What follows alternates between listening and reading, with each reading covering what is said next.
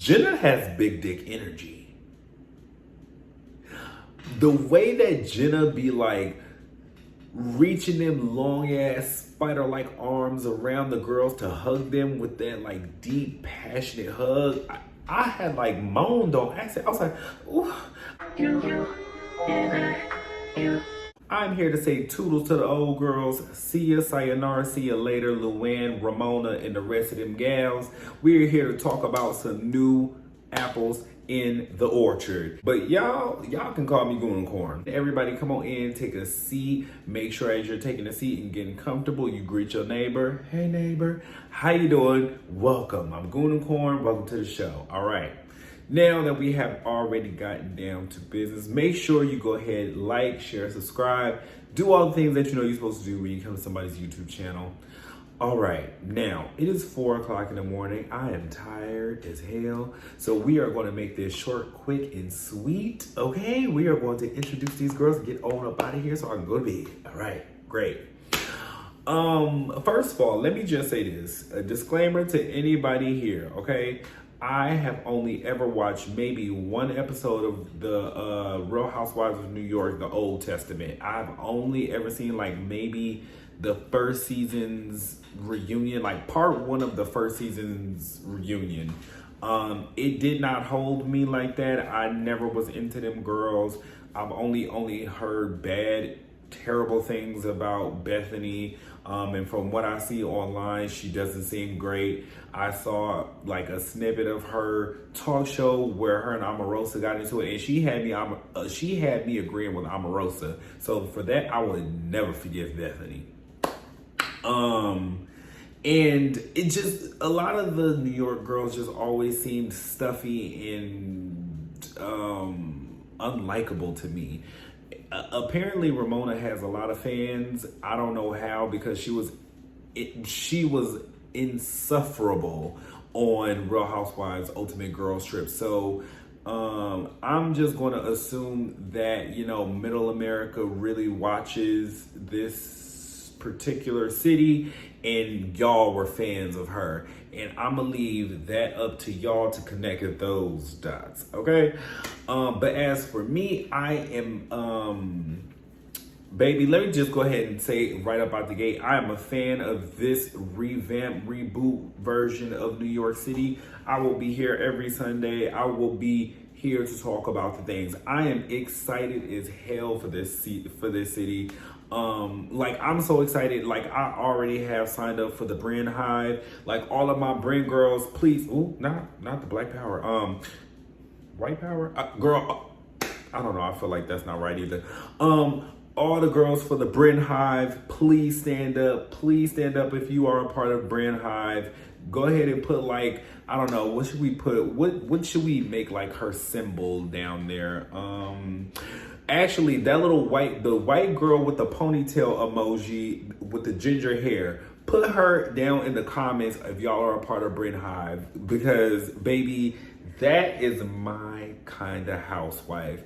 Cute, bubbly, outspoken, messy, horny.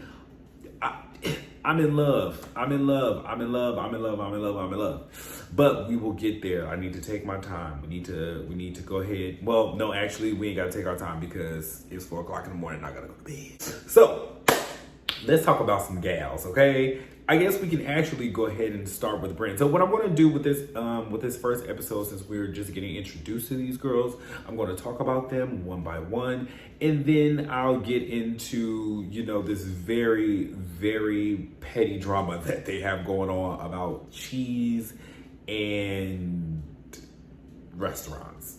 Child, what? Okay. So, Brynn, we could just start there. My motherfucking fave, let me tell you something. She's eating everything. First of all, she has the best confessional looks. Like, I love a confessional look that also mirrors your personality. One person I think that also gets that correct is Erica Jane. Erica Jane is a performer. She's a character. And in her confessionals, she is always dressing up and giving you a different look. Now, Brynn is not doing that necessarily. I mean, we've only seen, I think, 1 or 2 confessional looks, but it matches her personality to a T. It's cute, it's bubbly, it's cheerleadery, like it's she's giving you like fucking what is that? You know, off the shoulder with feathers and ruffles and giving you cheerleader pony. Like, how could you not stand? I'm sorry, girl. That I'm sorry. I'm a part of the brand hive. She ain't gonna never do no wrong in my eyes. Y'all gonna gag. Okay. I have one request for you, Brynn. Okay. I have one request for you. Please do not ever slip up and be racist on camera. Or, you know, anywhere else, child. Because, baby, then I'm going to have to understand and I'm going to be real disappointed about it. You know, and I'm putting a lot of eggs in your basket. I know it's sometimes hard for y'all over there to, you know, suppress the racism sometimes. But I need you to be on your P's and Q's. Because, girl, I want to stand and I want to stand hard. So I need you to, you know, resist the urge if you ever had it. Okay? Thanks. Let's get into Sai. Sai is an influencer. She's a mom. She has a really cute apartment in Brooklyn, and she comes from humble beginnings. You can kind of tell that about her because when Brynn walked in her house with them shoes on, she said, take them shoes off. And then when she was washing the dishes, she told her daughter, like, what the hell are you sitting over there for? Get your ass up in this kitchen and go put a dish up or something. Just sitting there looking all cute and stuff. No. Get up and come help with these dishes. See, now that's what I'm talking about. That's a cup. I don't know it. Now, I was about to say something probably wrong. But I don't know if she is black. I don't know if she looked like she could be Puerto Rican. She's from New York, so she could be Puerto Rican. She could be biracial. I don't know what she is, but I told y'all it's 4:00 in the morning. I'm doing this for us, okay? Remember what I just said about Sai's kids and how she made that little girl get up and go put some dishes up. She didn't give no back talk. She ain't get no lip. She ain't get no nothing. That's good parenting right there. Now, in comes Jessel with her loud ass kids about to go drink up this lady good liquor on that table. Because, baby, could you imagine if that was vodka in that glass and that baby drank it? Ooh, that baby would have been put out to sleep, though. They've been sleeping real good. Now, Jessel, right? Jessel seems cool so far. Like, Jessel doesn't give me any bad vibes. Jessel seems like very rigid and uptight, but I feel like you give this lady one shot and one stiff cocktail. Oh, she is dancing on tables. Mama is letting her hair down. Mama is about to go put them kids, lock them kids up in a closet somewhere and go outside and go party. Like, she seems like she has that energy and vibe about her, and I can't wait to see more from her. I think we got a little taste, and she brought her mama on screen, and you know how we feel about housewives mothers. I hope she kind of give me like she might be a little bit of what is that girl? I forgot her name from Married to Medicine. The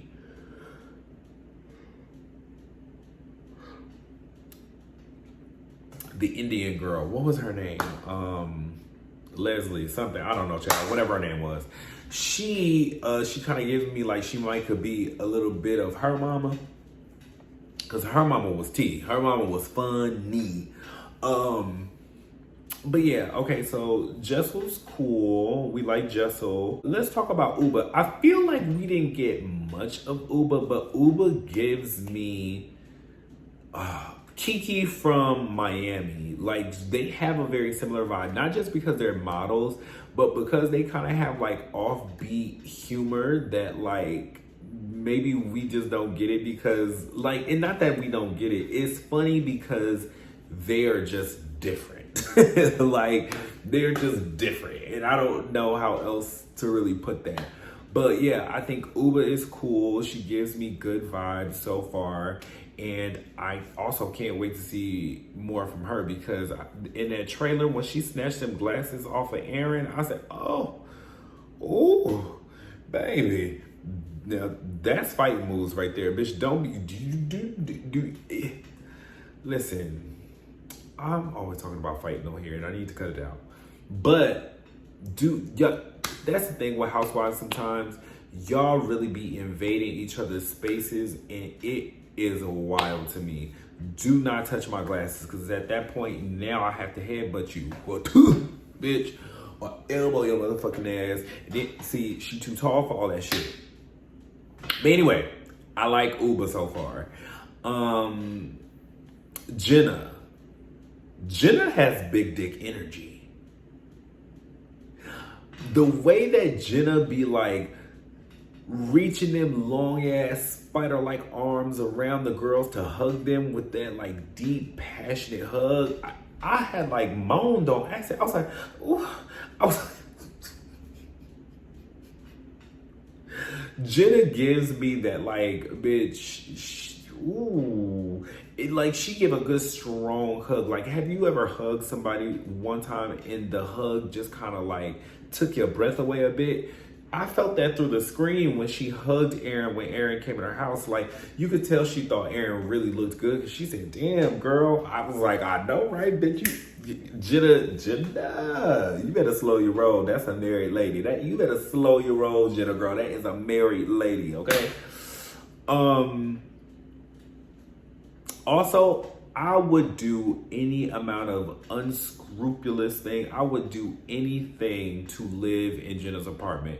Please, bitch, I'm in the middle of renovating my living room at this point, and baby, mood board, okay? Mood board. I am so inspired by the way that her apartment looks. Ugh, what a fucking icon.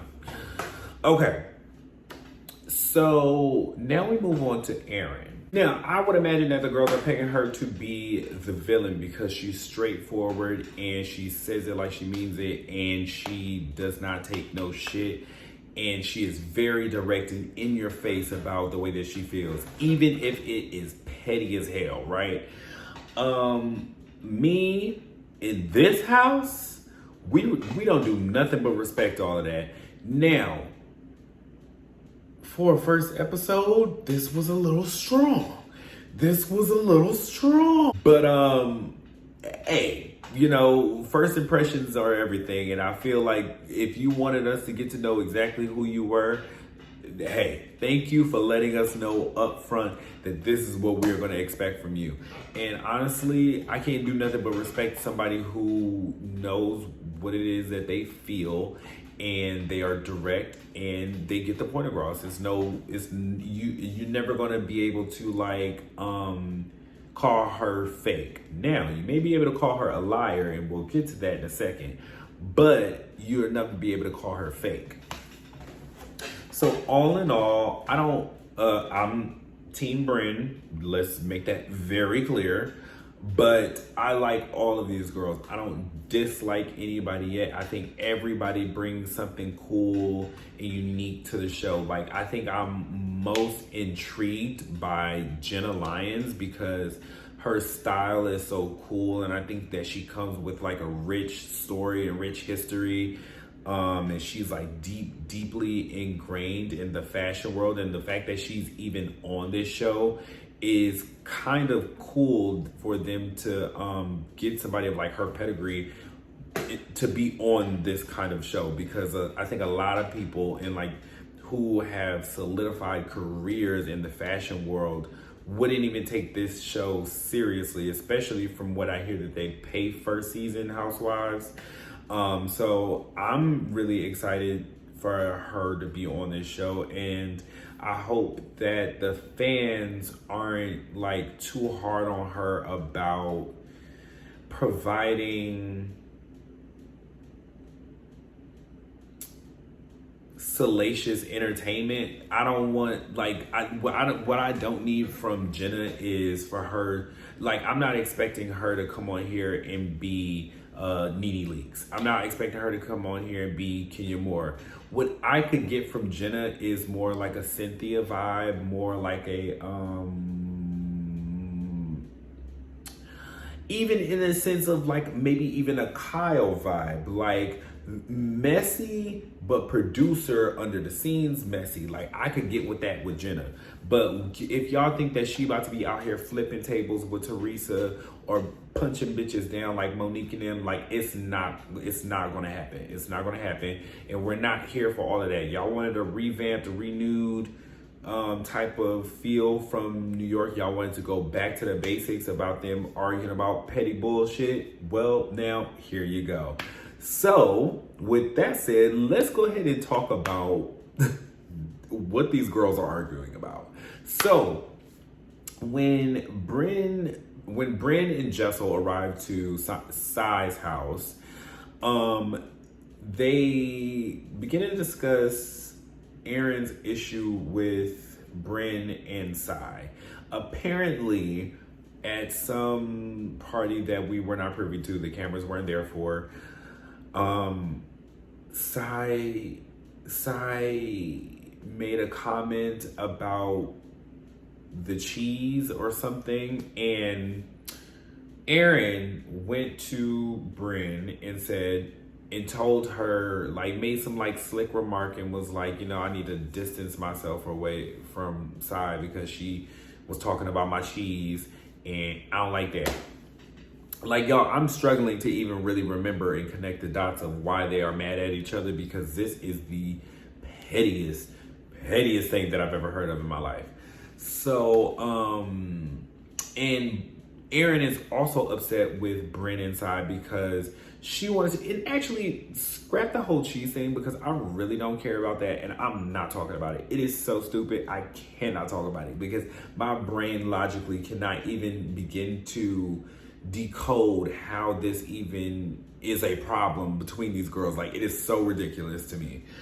What actually is the issue that I think is like more deep rooted than the cheese debacle is Aaron planning a lunch or dinner at some restaurant that apparently only the slums hang out at, and Sai and Brynn ditching that lunch or dinner to go to a more poppin' restaurant.